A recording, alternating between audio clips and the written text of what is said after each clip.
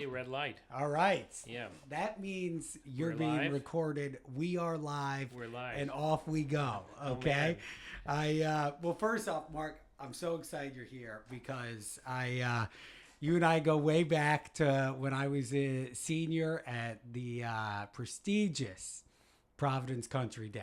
Along with my son. So this is Exactly. like a great to be with you, man. Some say the best lacrosse team to ever come out of the state, but that remains to be seen. You know? They had a great run back then. Yeah. They had a great run. So, like I mentioned in the hallway, I'm really just getting going. I have some things I want to talk to you about, but really just want to learn from you and pick your brain. Yeah, and, man, just kind of whatever subject you want. Obviously, I see we'll be focusing to some extent on my recent book on the Middle East, but anything you want, man. Perfect. So I jotted down some topics and kind of a flow, but for the most part, I thought we would just hear about your background and your career in journalism, your connection to Rhode Island, what it's like to be a journalist, and then we'll move into a little bit of a grittier topic, the war in Gaza. And so, without further ado, Mark Patinkin, tell me how did you end up at the Providence Journal and a columnist? Well, that's a great question. I grew up in Chicago, went to college in Vermont, and decided to get into journalism then. It was around 1974 is when I graduated, which was more or less at the peak of Watergate, and everybody wanted to be just like Woodward and Bernstein on the Washington Post and bring down another president. Right. And that it would be journalism was in its heyday, kind of, and it had been my thing since high school. So there was I began my first job in Utica, New York. Oh, wow. And then I very strategically, when I decided to try to move on to a bigger paper, I very strategically picked the Providence Journal after the other 49 newspapers I applied to said no.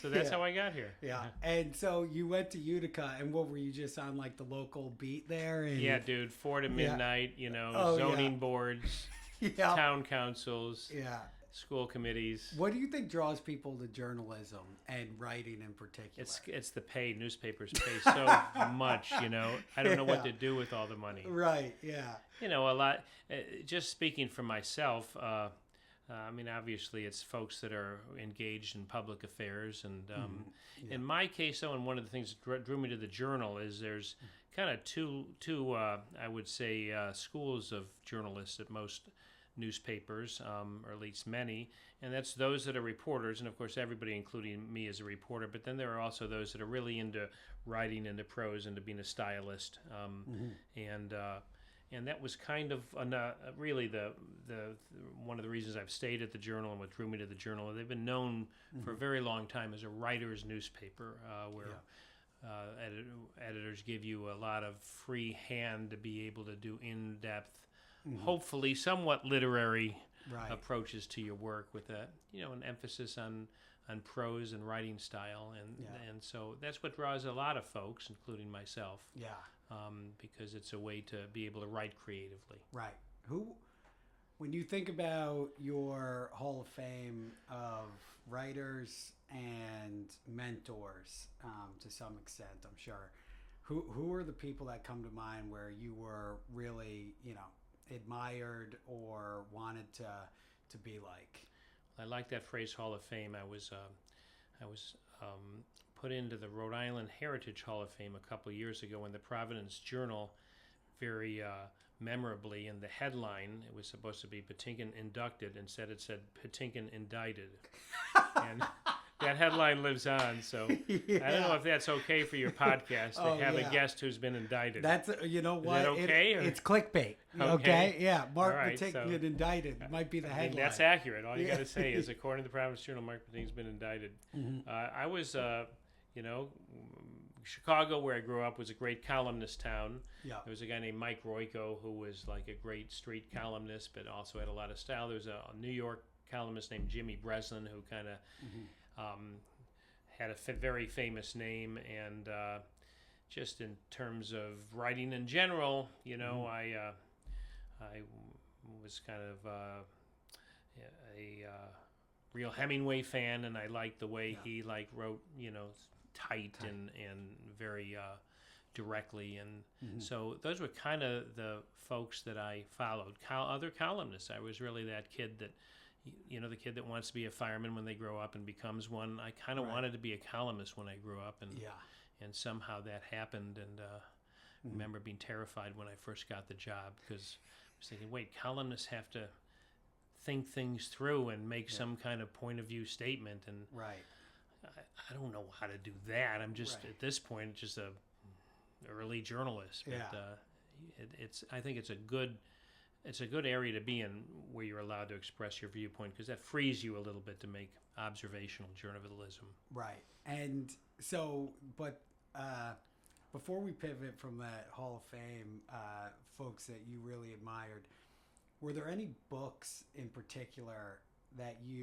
made you fall in love with literature, or a writing style or anything like that? Like, I think back to, this will sound stupid, but I really got into To Kill a Mockingbird, Huck Finn, and then later Jack Kerouac, On the Road, and like all these great novels really stimulated an imagination that made me like fall in love with reading. Yeah, that's great to hear. Yeah, but I and the contrast between the writing, like Kerouac had his own style, and so when you think back, were there any data points where you were like, wow, I just kind of like, that book really hit me in a unique way? You just answered the question for me. Some of the books you mentioned are on the list. Oh, really? One of them, Huck Finn, is one of my favorite books. And did you read James?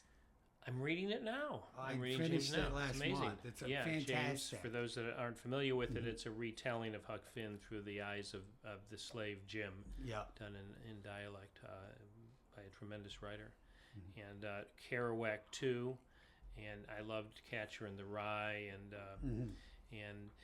those books like that. It's very interesting. You would like those books, and that they spoke to you. And the reason I love those books is, some of them, obviously, like Huck Finn and Catcher in the Rye, if you remember it, it was, the style was of a person's voice. Obviously, Huck Finn is just a kid talking in old-time dialect, and Catcher in the Rye was a teenager, talking in his just colloquial phraseology, and I was really drawn to that, those kinds of books, just as I see you were, because I think those just had an emotional connection, because the book was like somebody talking to you with a real voice. Right. And it's so interesting you would ask that question, because that really is what I aspired to, was to write in a way that was like talking to the reader. And I sometimes will kind of observe that there was a time in newsrooms, there was, people would be out covering trials and other things, and they'd write the story, and then you'd maybe be having a beer together at the bar afterwards, and then you'd look at your fellow reporter, and even after you read their story, you'd say, now tell me what really happened. Right. Yeah. And I decided to try to write like I was talking to somebody over coffee or at the bar, and they said, what really happened? And then that's the way I was trying to write, just with those kind of impressionistic approaches rather than a formal approach. I was going to actually ask about this a little bit later, but it really invites the question. Your style of writing and being a columnist invites an intimacy with the audience that most other journalists don't have.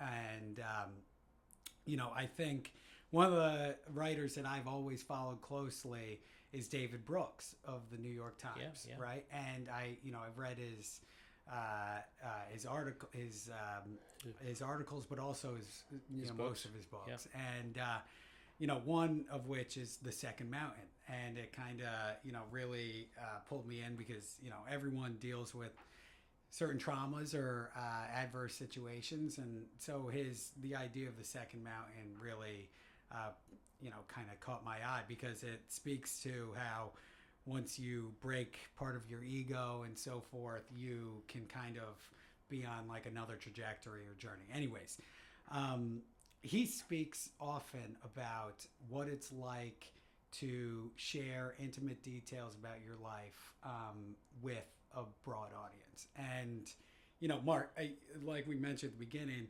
we knew each other in high school, and I went to Boston College, and then I lived in New York, and I lived in Boston after that, and life took me away from Rhode Island for a long time. But I would often come back and look at the Providence Journal, and specifically your articles, just to feel a connection to it. And you and I had lost touch, many years before. Yeah. But and we spoke about this in the parking lot at PCD. But I remember reading the article about your divorce and how you were walking the cold streets out here in Providence, and how you good memory kind of. And one of the things that struck me is your writing and how you said, as I walked along the cold streets of Providence, I hunched into myself and good memory of that phrase, right? That was right outside the courthouse. Right. But what's it like to have an intimate relationship with your readers? And because I'm sure people come up to you or write to you looking for that intimacy where you normally wouldn't, have it if you were writing about court cases or the Celtics or whatever it is. Yeah, that's a great question. I heard a good phrase by another columnist that also did a lot of personal writing, and she said it's like living out loud. And kind of the lighthearted answer to that is that when you have to do so many columns a week, I originally began with 4 a week, now it's 2 or 3 a week. You will grab 70 lines anywhere you could find them, and if that means looking inward to what's happening in your life, but you'll desperately grab for those. But more broadly, kind of my approach to writing a column, you're asking great questions about this, is there's, when I was a reporter, when I was a journalist reporter, or I had some kind of beat focus, you choose topics with your head. What's the most important topic right now in the news of this area I'm covering, City Hall or the State House, or in other cases of beat reporters, environment or courts or something like that. So most journalists and editors, when they're thinking of what to cover, are thinking with what hits them intellectually is the most important news. For a columnist, my job is really to decide on topics by what hits me in the gut. Right. So there could be there always is, front page headline news that's going on around me. But if what hits me most in the gut that day is the fact that I just got back from Australia and had to say goodbye to my son who is now living there, that's what I'll write about that day, the poignance of being a father with a child living far away. That would be more something that I would embrace as a topic, even if there was major news about the State House in Rhode Island. Yeah. And I think it's, there is a large appetite out there, I think, for connectivity, right? And so when you write articles, on, I saw that you wrote an article about a transgender person in Rhode Island, and it's just, you're a trusted voice, and so we can we can feel what you're experiencing, and that invites like an intimacy and a trust between you and your reader, Yeah. Whereas, I'll read the Wall Street Journal every day, and I don't know who these people are. I'm just really depositing information into my brain. Yeah. So instead of depositing information, it kind of feels like we are experiencing something with you, which is, I think there's like a real appetite out there for that kind of that's thing. good to hear. Yeah. I'll tell you one way that the business has changed, though, to be honest. Yeah. It's no secret, obviously, the Providence Journal isn't what it was. Yeah. We used to have a news staff, believe it or not, of 350 people, just the news staff, not classified or circulation. Right. Now it's probably, 10th as much, give or take. And that's just what's happened to the business. And, there are a lot of reasons, the internet, free news elsewhere. Right. But, one of the other things that has changed for me as a columnist, and your observation is very generous, that I'm kind of seen as a personal voice that's speaking to readers, that people kind of see perhaps what I write not as something coming just from a generic reporter, but coming from somebody they've gotten to know, is one of the things that we're up against, that I'm up against, is that's now everywhere. You know, there are personalities everywhere. There are personalities on Twitter and on Instagram and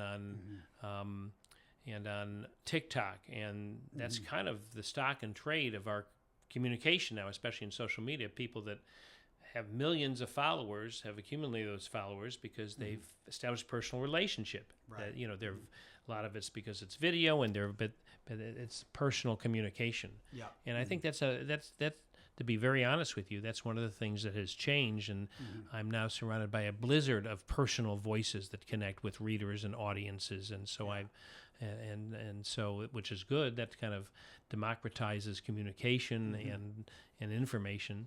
But that's one of the changes I'm facing, that I'm now one of many personal voices, whereas in the past I was one of few. Right, but I will say I can't imagine a world without the written word having a heavier connection than 15-second sound clips because you know you flip through 30 of those when you're laying in bed before you go to sleep, and I can't even remember what the 10th one was, right? And so whereas all these years later, I'm speaking about that article that you wrote, right? And it's a heavier, it goes deeper into your brain, it feels like. And so I mean, you know, I hope that there's always the demand there for that kind of written word and for writing. And I hope that, you know, the younger cohort of Americans also don't, you know, I hope the younger cohort of Americans always exercise reading and you know, staying connected to the written word. Yeah. You know? Well, God bless you for that. Yeah. Obviously, I endorse that fully, but it is what we're up against. That it's a world of 15-second sound bites or less,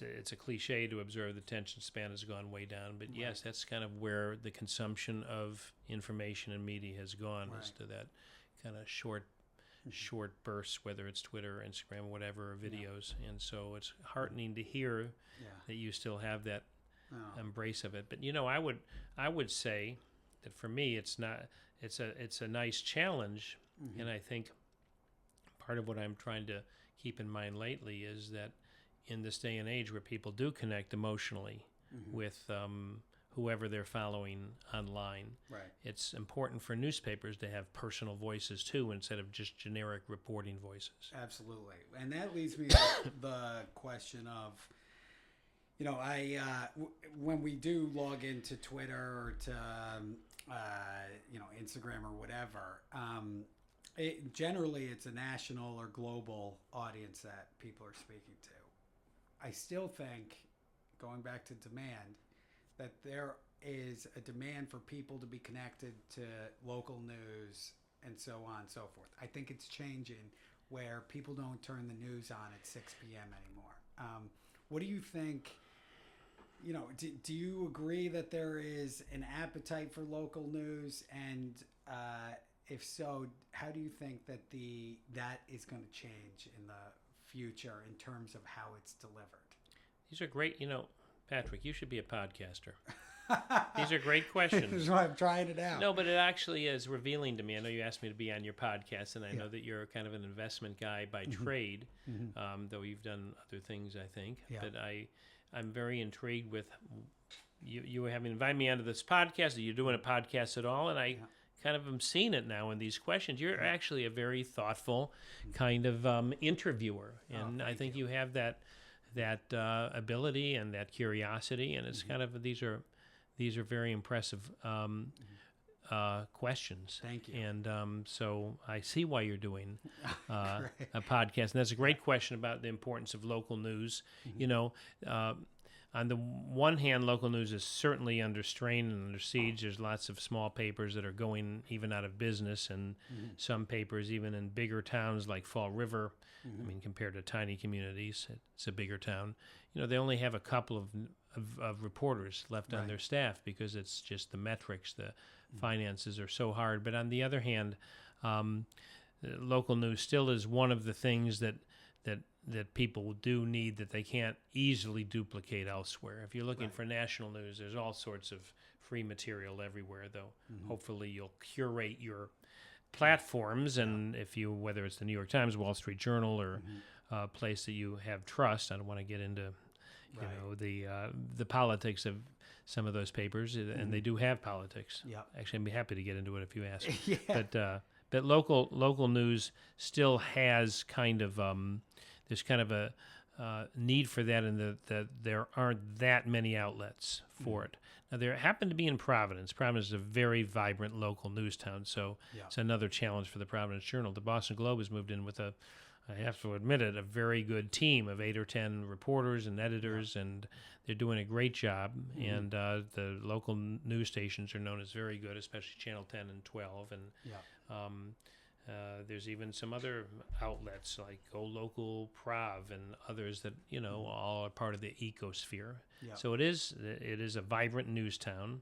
But I'll just give you another example. There's another town nearby, New Bedford, and the former executive editor of the Providence Journal, her name is Karen Bordelot, is heading a cool experiment in New Bedford where, again, there's only a few reporters left on the mainstream newspaper there, though they do a good job.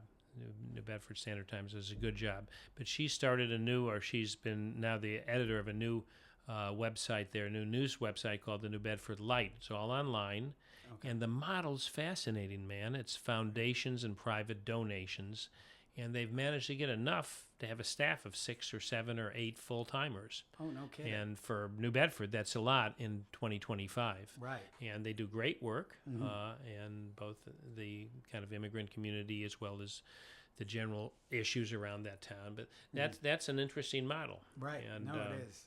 Because I do think that it's, the overhead of having 100 reporters and travel budgets and, the print is, it's tough. The print's tough. The print's tough. But it's a really tricky thing to navigate, man, because on the one hand, obviously buying newsprint and ink and distributing, delivering the paper and all that, and having the printing presses, it's a huge expense. But where newspapers are challenged, and one of the big issues is that if you're thinking about it, other areas in the digital world went really fast, like film to digital went really fast, and music went from vinyl to digital really fast. And newspapers, there's just there's a certain reading crowd, older folks, who still like the newspaper, and we get enough revenue from the print that it's hard to let go of that, even though it's very complicated to continue a print operation. If we could leap to digital tomorrow, like music has and like film has, we'd be better off without those. But we still need the print audience. So but we're right at the cusp, right when you and me are talking, where there's a lot of papers. In fact, the Atlanta Journal-Constitution, a very big paper, just announced within a year or so they're going to go all digital, which is a seismic change for a big city newspaper, and wish them well, and who knows, maybe other papers, even my own, will follow. And that's where we are now. And it's funny, like, as a consumer, not on the other side of the table, I have an emotional connection to holding a newspaper. You know what I'm saying? I know, and people my age, I'm an anomaly, I would say, and I think it's a function of the fact that my dad would read 3 or 4 newspapers a day. And so the physical sitting down, I get the Wall Street Journal delivered every day. And I don't get through it all the time, but there's something emotional about picking it up on my way to work out the door and throwing it in my car and then getting to it at some point.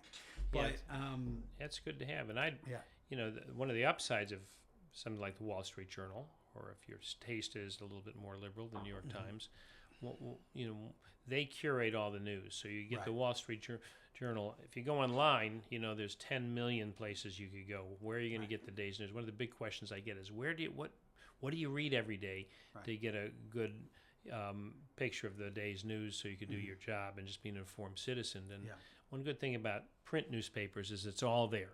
You know, it's not 10,000 clicks and 40 directions. Yeah. It's all there. And the good papers have curated it well. And so you could depend on them for getting most of the important news. So I like that, but there's not enough like you. Right. We still like that print thing. And I do think, though, just to speak about how you find the news sources that work for you. Like for me, I've got the Wall Street Journal. I've got New York Times Digital. I got The Economist. Oh, I read. That's a fabulous. Right? That's one of my favorites. Yep. I think it's the best international coverage. Completely agree. And that because when else are you going to hear about unrest in sub-Saharan Africa? Literally. Right? Yeah. You took the words out of my mouth. You know. Yeah. Or regime change. Exactly. You know, in Ghana. Right. Same. And you know what else I do is the Atlantic, because it's kind of like you know it. For instance, the last article had probably 5 pages on the death penalty, and someone who had a reporter who had witnessed a dozen or so executions, and like you wouldn't get that in The Economist necessarily, right? So right, yeah, they were good at long form journalism, right, and good writing. Yeah, they're very good. It helps to have Steve Jobs' ex-wife funding you. I will say that. That helps, right? Yeah. How do you have, you know, and I often equate your appetite for information now with the appetite for food, where you have to be selective with what you take off the table, right? Yeah. How do you manage that for yourself? I'm not the best at it, but I'm similar to you. You know, I'll read, obviously, Providence Journal, and I don't actually lately. I've been, to be honest, a little disenchanted with the New York Times. They're great for coverage, but I do find that they do lean. You know, I like to find sources that are just very down the middle, and they lean the fair way. They lean very left. Yeah. They just do.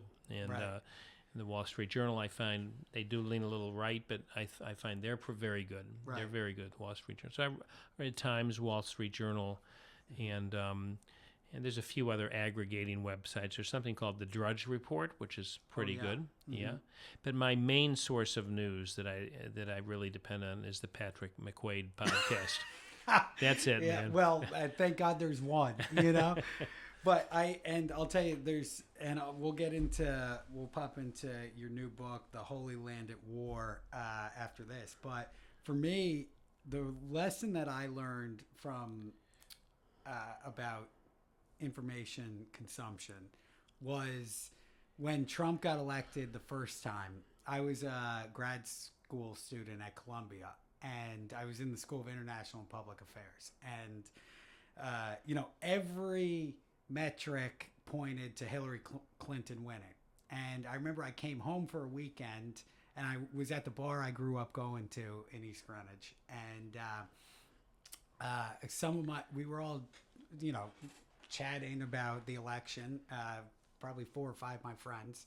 And these guys are cops and work at car dealerships or whatever, but they're good Rhode Islanders. And they and I regurgitated what I had heard in my professor of politics class at Columbia about, Hillary's going to win XYZ state. She's going to get this many electoral votes. And I, wanted to sound smart. And around the table, they all looked at me and said, "That's so weird you say that, Pat." And I was like, "Why?" And they're like, "We don't know anyone voting for her." And I was in this echo chamber in New York, and after that, I was like, I really need to widen my aperture here, because otherwise I'll just go through life ignorant to a whole huge section of the population. Yeah. So well, that's very great. I mean, that's very admirable to be enlightened like that, but don't beat yourself up, because if we recall back to those days, the most seasoned surveyors, pollsters missed that too. Right. They missed it. They weren't really in touch with mainstream middle class America. Yeah. Even those in Democratic towns. I remember doing a story about Johnston, which has been one of the Democratic with a large D, Democratic Party stalwarts of the state. They went hard for Trump. Did they? Yeah. And that's because they're a traditional kind of ethnically traditional Italian, blue collar plumbers and cops kind of neighborhood, and the Trump was addressing their concerns, but we all missed it. We all said, Johnson will go for Hillary because it's Democratic, but we all missed this seismic change. And, for sure. Yeah, and it's very great, interesting approach you have to try to you avoid those echo chambers. Totally. All right. So I know I told you I was only going to keep you for an hour, so I'm going to pivot here. Okay. The Holy Land at War by Mark Patinkin. I went to Israel in September of 23. So right before the war broke out. Wow, just missed. I went with 30 other Rhode Islanders. One of my closest friends is... How'd that trip come together? Who were they? Yeah, one of my closest friends is a parish priest down in Narragansett at St. Thomas More, Father Tyone. And he brought 30 people together. Yeah. And so we went over, we flew into Tel Aviv, went up to the Sea of Galilee, drove down through the West Bank, went to Jericho, hooked around, ended up in Jerusalem. Wow. And saw all the sights. Yeah. One of the most important weeks of my life, intellectually, theologically, just to be connected to this, to see this place that I had read about my whole life, but couldn't, you don't know what Jerusalem is really like until you walk that old city, right? And so part of the reason why I mentioned this is I went with a group of Catholics. You went with the Rhode Island Jewish Alliance originally. Just for a day. Oh, just for a day. Yeah, but that was kind of the pretext to jump. That was the pretext. If we had one of our Muslim friends here, he may have gone with another organization. Yeah. And that's what makes America so beautiful, that, everyone has a different connection. And I just want to read one of your opening lines is, I'm sorry, I'm getting a FaceTime right now. It's okay. I love podcasts that are just, it's real life happening around you. Okay. That's how it goes. Yeah. So, the holiest spots for Jews stand under what is now among the most sacred Islamic sites. The Golden Dome of the Rock, built where Solomon's temple stood, all of it yards from where Christianity began, and now you see. For thousands of years, three great faiths have competed over the same few acres, and it's happening again today in Gaza. The Israelis, in essence, defending Jerusalem, and the Palestinians coveting it. And then you go on the next page to say, more than any other place on the planet, conquerors have coveted Jerusalem and subdued it. Romans came, and so did Mongols. Crusaders came, and a dozen others. They came, and in time, most eventually were gone. But two peoples have remained, the Arab and the Jew. Wow. And nicely picked phrase, yeah. Yeah, and I just thought, just your comments or thoughts on when you go there, and this place is the size of New Jersey, and it is so sacred to the great ancient traditions. What is your, did that hit you at all? Do you feel that when you're there, or is there a reflection you have? No, that hits you, and I'm sure if you went there, when you go through that old city, it's just what I wrote there. You're going down one old, I guess you would call it a street, but it's really almost like a tunnel through the old city, walking tunnel, and that's the Christian quarter, and there's the Arab quarter, and then there's the Holy Wall itself, and you really do feel, especially there in the old city, this is where, and you understand, just as you were reading from those words, you really understand where this conflict comes from, that thousands of years later, this is where the hearts of billions of people still are centered in terms of what the ground they most revere. And that's one of both the tragedies and the fascinations of Jerusalem in particular, that it's two peoples, one land. Yep. Where were you on October 7th? I was here. You were I here. was here. And do you remember the moment where you heard that that Hamas had crossed the border? And I did, but it kind of trickled out at first. I heard, oh my God, 10 people have been killed. Oh my God, 100 people have been killed. And then I kept going and going. But, it was an interesting evolution that led to me writing the book, Patrick. As a columnist, of course, this was such a huge issue. And one of the things that stunned me was within a day or two, with bodies still on the ground, Jewish bodies still on the ground, the Israeli troops hadn't even come close to retaliating inside Gaza. Within a day, there were already demonstrations against Israel, of all things, that Israel had been the target. right. Well, they lost 1,200 people, the equivalent of America losing 40,000 people. And on a Brown campus, there were people celebrating the slaughter of 1,200. There was a woman student who said, "Glory to our martyrs," just parroting at Brown. It's on. But what drew me toward this book is that I wrote about those things, and then I was sort of a little taken aback, defending Israel, that I was viciously attacked after writing columns defending Israel. A Providence city councilman called me a disgrace to humanity and got thousands of likes. Thousands. I didn't think you could get thousands of likes in Rhode Island on anything. Right. Yeah. But there were thousands of likes that I'm a disgrace to humanity. So there must be a consensus. Yeah. And there's a Brown fellow who has a very prominent podcast, actually, nationally, who called me a repugnant.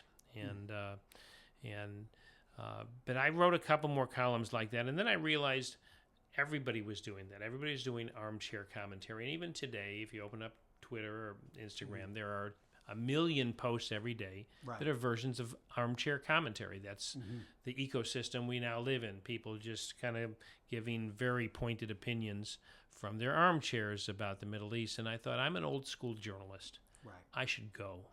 I should go, and not go even as an advocate of any kind. I should go and just write about what I see on both sides.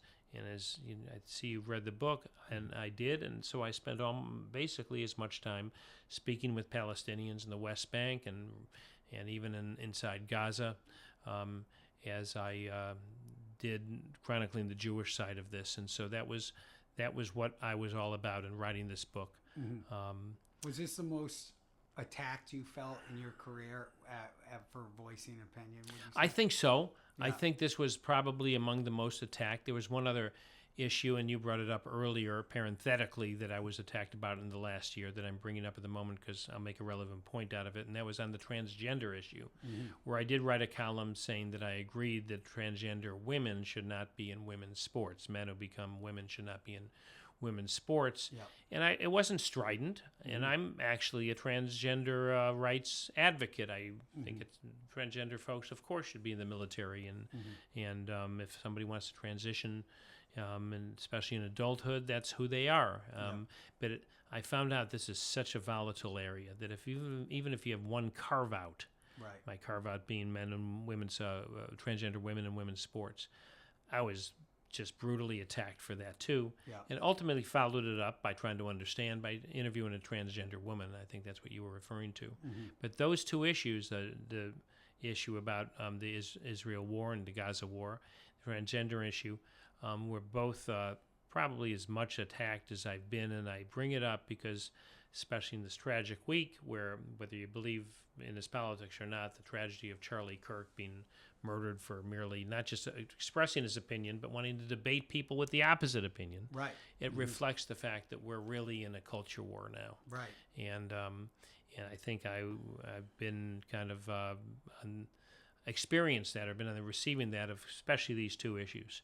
But particularly what we're talking about now is the writing I've done on the Gaza war. And so even though I wrote a very balanced book, part of the problem with the book, you went back and forth. I tried. Israelis I did try, and but the problem with the culture war is there's no time off for good behavior. Even though I far more than my critics in Providence, or Rhode Island, or anywhere, far more than critics who attack me, I told the stories from on the ground of what Palestinians are going through. But that doesn't matter, because if you have one page or one column or one chapter that also presents the Israeli perspective, then you're Satan. Yep. Yeah. And that's the culture war right now. That's the informational side of the culture war, that even one statement, one tweet on the wrong side and you're vilified. Right. And and I contrast it with the Charlie Kirk tragedy, in that you don't have to be pro or against Charlie Kirk's and his media personality without saying that was the most violent thing that I have ever seen in my life. He's a father of two, husband. It's a tragedy, and just leave it at that, right? But we have such a desire to, take shots at each other. But it's amazing to me that the war in Gaza is as such a hot button issue as it is. Not that should be any surprise to me, but when I started this podcast, I was like, I really don't want to be flamboyant or try and get clicks by covering hot button issues, but what the vitriol and the anger that has come out of this war is unlike anything. Where there are regional conflicts all over the world, and none bigger, and none of them get the same amount of American energy as this does, right? And so that leads me into the next thing that I wanted to speak about, and I wanted to touch on the unrest in Israel before the war. Had there had been hundreds of thousands of people in the streets over the judicial, the remaking of the Supreme Court, right? Yeah, over Netanyahu basically trying to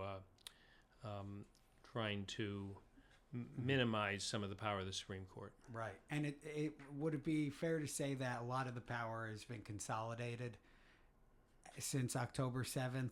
And those issues have been diluted. Yes, that'd be fair to say.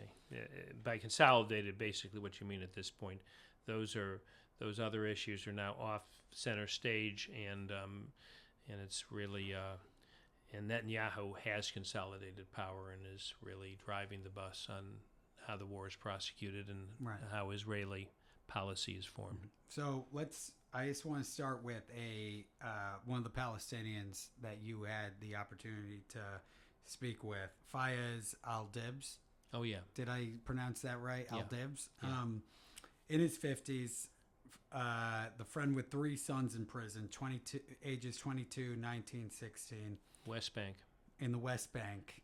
And tell me, what was it like to meet with him, and what, one of the things you spoke to is that hit me was this is a generational issue where they're upset that their grandfather's land got taken outside Tel Aviv, and it seemed like you had a great rapport with him, and just speak about that experience a little bit. Yeah, it was in Bethlehem, mm-hmm. and basically I wanted to see the West Bank, and so I went to Bethlehem. A lot of people think Bethlehem. Oh, Bethlehem! That's isn't that right next to the Western Wall? That's part of where Jesus was, obviously where Jesus was born. No, it's in the heart of the West Bank, and it used to be 80% Christian. Now it's 80% Muslim, and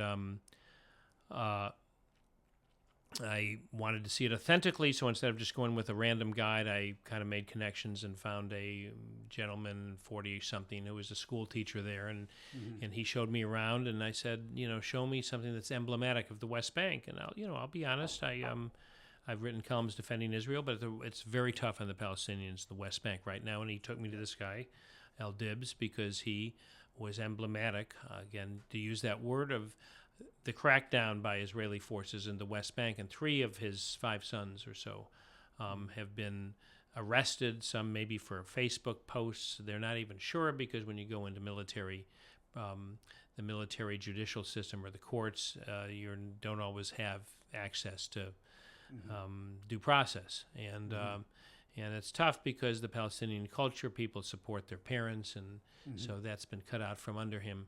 But that was just emblematic to me of how families in the West Bank have seen many of their folks arrested, and just more widely than El Dibs himself, they've cut off almost all work permits, most of them for laborers. There used to be hundreds of thousands of folks that would go from the West Bank to Israel. They're Palestinians known as very good builders. Yeah. And I'm Jewish too, and I don't know how to build. I don't, Yeah. If I need something fixed in my house, I call a Gentile. Okay, that's what they do in Israel. That's what they do in Israel. And in fact, you speak about that you visited a settlement, right? And good memory. And she and the woman you interviewed said, "Oh no, everyone wants Palestinian builders, Yeah. right?" Yeah. And some of those settlements on the West Bank, the Jewish settlements in the West Bank, have had a lot of deferred construction because of this, but they've cut off those work permits because they worry about infiltration of Hamas sympathizers maybe among the labor force. But the point is, that's left things really economically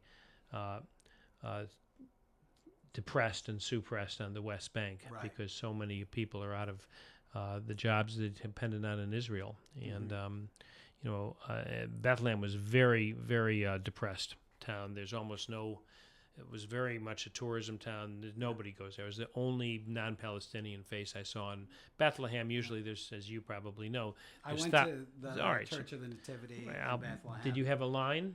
A line, and I would say 80% of the people I saw were tourists just like me. Right. I didn't have a line. Nobody's there. So it was just me alone in Jesus' grotto. It was me and my Muslim guide and this Jewish guy in Jesus' grotto. And I have to admit, you feel the mystery. You feel the presence. It's very heavy. Yeah. And it was a very heavy moment. But I also went to Ramallah, which is the capital of considered the capital of the West Bank. That's more vibrant. Yeah. They still have their challenges, but it was really cool seeing Ramallah. It was a lively scene of shops and vendors, and there was a nice heartbeat there, a nice pulse there, and it was really cool. Yeah. And but I was there with a young man from Brown named Abu Dashab. And you may recall there was this tragedy that happened in America where 3 U.S. college students were shot by a bigot in Burlington, Vermont, and one of them was a Brown University student who was the worst injured. He was paralyzed from the waist down. Yeah. And his best buddy, college roommate, he grew up in Ramallah on the West Bank. This was a Palestinian student at Brown from the West Bank, and so I wanted to see his life as part of my book. And I went with his buddy, and we went around. But it's a tremendous story of rising. Here were these West Bank kids that went to a Friends Academy in Ramallah and rose to the Ivy Leagues. It's a terrific story. But even with that kind of background, this Brown student, Abu Dashab, he said, his life is very difficult. He can't visit his relatives in Jerusalem because they don't let people from the West Bank go to Jerusalem. When he has to fly back to Brown, it takes him an extra day to go navigate his way to fly out of Jordan, because he can't fly out of the airport in Jerusalem. I mean, in Tel Aviv, outside of Tel Aviv. And he says he knows some people have been shot at roadblocks, and he said he's had some close calls where there were roadblocks he didn't expect, and if he would have hit the brakes a minute later, he worries maybe somebody would have shot at him. So a lot of challenges even for guys like that, kids that are Ivy Leaguers. Right. Now let's swing back to the Israeli side. What was it like visiting the kibbutz and Kona? Yeah. Which was the site of the Nova. The Nova site. I mean, when I was they're a little different in the sense. Start with the Nova site. The Nova site is now you don't see signs of the butchery. That was in the woods. It's now cleaned up. There is, of course, a memorial with the faces of hundreds of people that were either murdered or kidnapped. 300 plus people were killed there. That was the worst killing ground. That was But I will say, when you're walking around there, it's very somber, but it's beautiful. But I will say that when you walk around there, I don't know if you've ever been to a place like Gettysburg or Normandy, or one of the death camps like Auschwitz. Pearl Harbor is a perfect example. I was in Pearl Harbor too. Just like those places, even though they're calm now, you absolutely feel the spirits around you. Yeah. And you feel that at the Nova site. Yeah. And then the kibbutz I went to, which is the worst hit kibbutz, called Kibbutz Be'eri, 100 people were killed out of 1,200 or 1,000 that lived there, 10% killing rate, and then dozens and dozens were kidnapped. And that place was destroyed. They set as many houses as they could on fire. But what really I remember being struck by is that it wasn't that even the houses that were set on fire, that wasn't enough. They then went ahead and just smashed the patios, and it was almost like the same thing.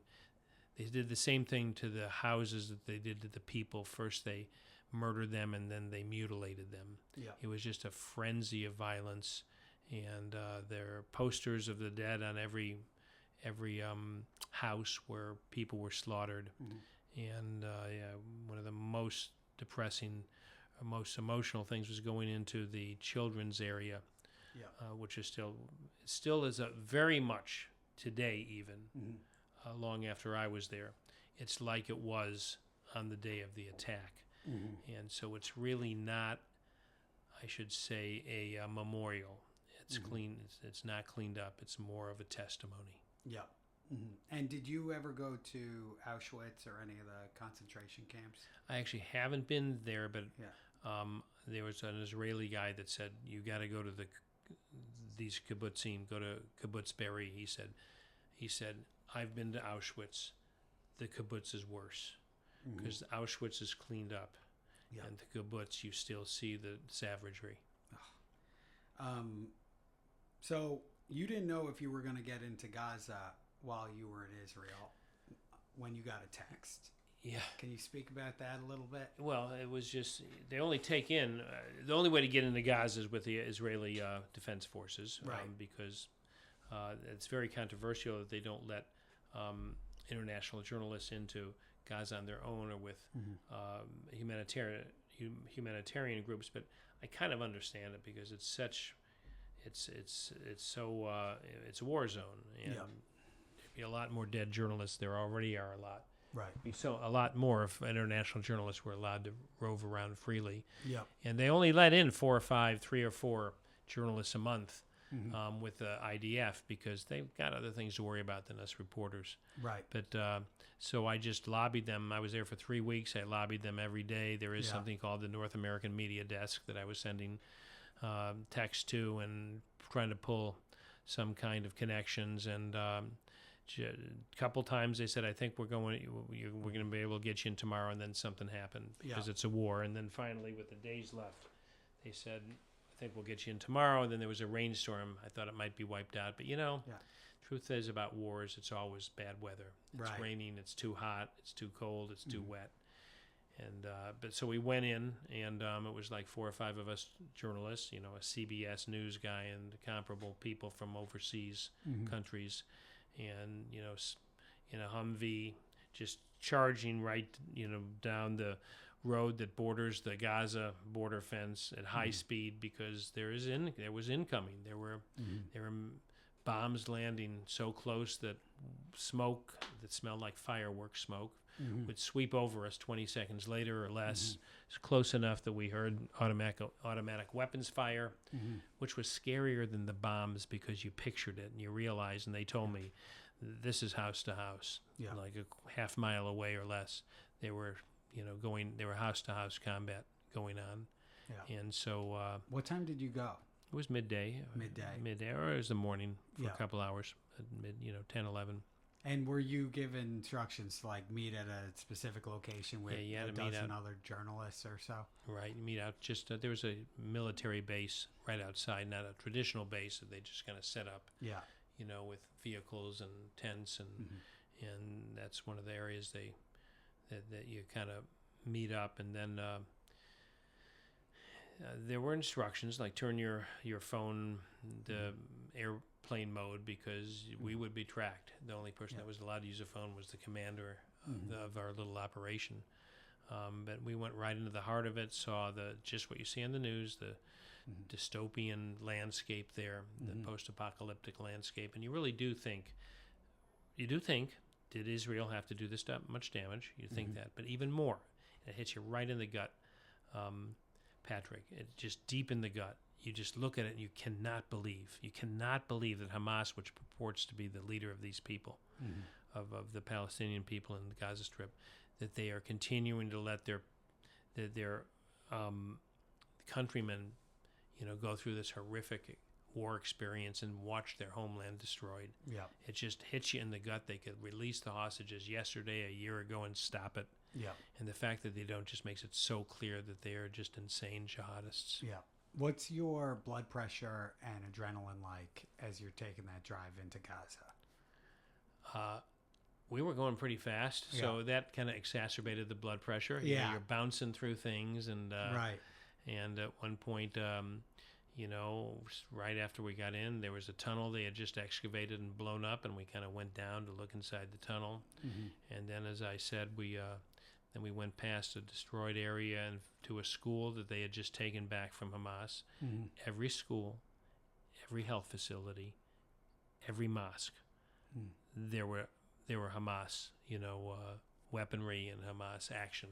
They really do hide behind those things. Yeah. And you think you're pretty safe because you're with the Israeli Defense Forces, but it's close quarters, and missiles and bombs are going off, and it was a little dicey. But I will say that as a journalist, that's your job, and you pull down a curtain. Yeah.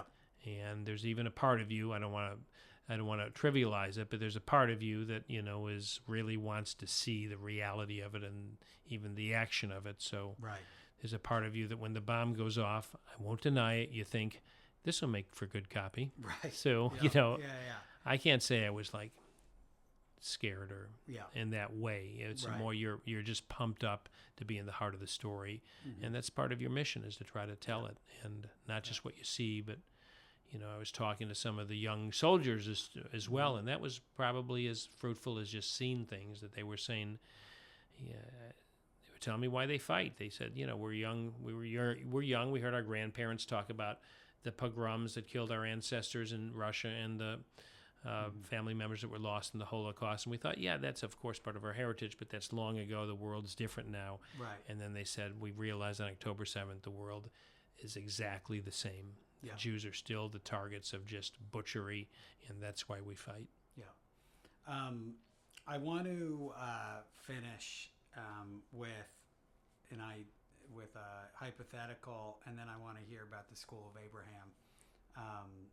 But let me sorry, my camera the light went off and tells me I'm not being recorded. Oh no, why would it do that to you, Patrick? I think it's because my SD card, which is the memory stick. Oh, I see. But we got one camera, is that right? We got two cameras. No, but we got one that's still going? No, we got yours that's still going. Well, isn't that the only important one? That's the only important What do we need you for, Patrick? We got me. You know what we're going to do, though? We're going to set this up at the same time. Oh, you got a backup? This just hit me to do this while I was, talking to you. Let's see. So can we joke about this, or are you going to cut this part out? I don't know. You have to see, huh? I like the idea that we're doing it live here, So do I. This is like what podcasting sometimes goes through. You got to have a technical pivot. It also shows off my adaptability. I know. You're just on the front lines, and you're able to adjust, pivot, and overcome. Yeah, I saw that red light go out, and I was like, "Oh shit!" But then I was like, we're live. I think you should include all of this. Absolutely, this is fun. Let the people see behind the scenes. If you could be a senior advisor, the president of Israel, what advice or direction would Prime you want to go? Minister is the guy, the prime minister. Yeah. If you could take Netanyahu's place, would you pull the reins? Would you continue the trajectory? I will say, again, I don't see myself as much as an analyst. I try as a journalist, especially in this kind of situations, to answer a question like that through my experience. And, I will say that there were a number of fascinating people I interviewed over there, including part of the book, as you know from reading it, involved. I had been there 30 years ago in 1990s during the Intifada, and I tracked down some of those same people. I was even inside Gaza in the 1990s on a Jeep patrol with the Israeli army, and we got bombarded by rocks. I found that Jeep commander 30 years later and talked to him about then and now. Yeah. And that's part of the book. And I bring him up in this context, the question you asked about what should Netanyahu do. And this guy is kind of a liberal-minded guy. He's now middle-aged, he's in his 60s.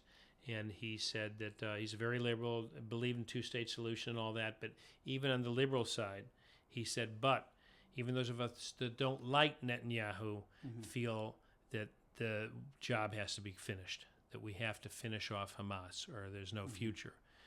Now, that I have to admit, though, was a year ago or so when I finished the book. Yeah. And I haven't talked to him since. But I will say that today, I think there's been some, from Israel's perspective, but even from the world's perspective, some very unexpected twists and turns that have came out of this war, in particular the degradation of Hezbollah. Yeah. And to some extent the degradation of Iran, and regime change in Syria from Assad, who was a horrific butcher and also a supporter of Hezbollah. So those things all were unexpected twists and turns that I think helped rehabilitate Netanyahu's image at the time, which goes back 6 months or so.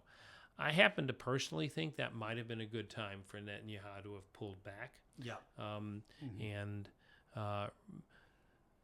And today, I think, as we all see, Israel is more a pariah than it's ever been. Yeah. It's been a pariah from the start, and I think that was it's a sad revelation that people turn on the Jews, even though Israel was attacked right away, even before the war was making, huge damage and civilian deaths in Gaza.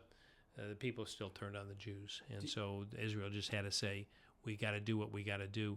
I happen to feel at this point, as to use your phrase, it wouldn't be a bad time to pull on the reins and see where the chips fall in Gaza.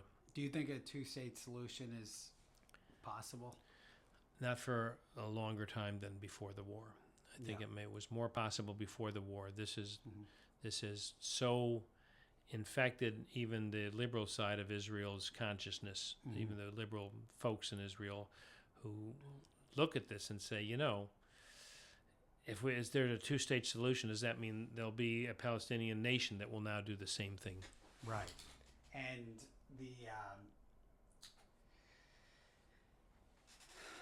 so I think that ultimately there might have to be something like that, but I think at the moment that's further away than ever. And the tragedy is as you probably know, as many people know, Israel had occupied Gaza until 2005. They pulled out. They even dragged out Israelis who were living in settlements in Gaza. That was an experiment with the two-state solution. As of 2005, Gaza was a Palestinian state. The Israelis were out of there. It's not like the West Bank where there's settlements and patrols. That was a opportunity for Gaza itself to build itself up into some kind of a successful territory.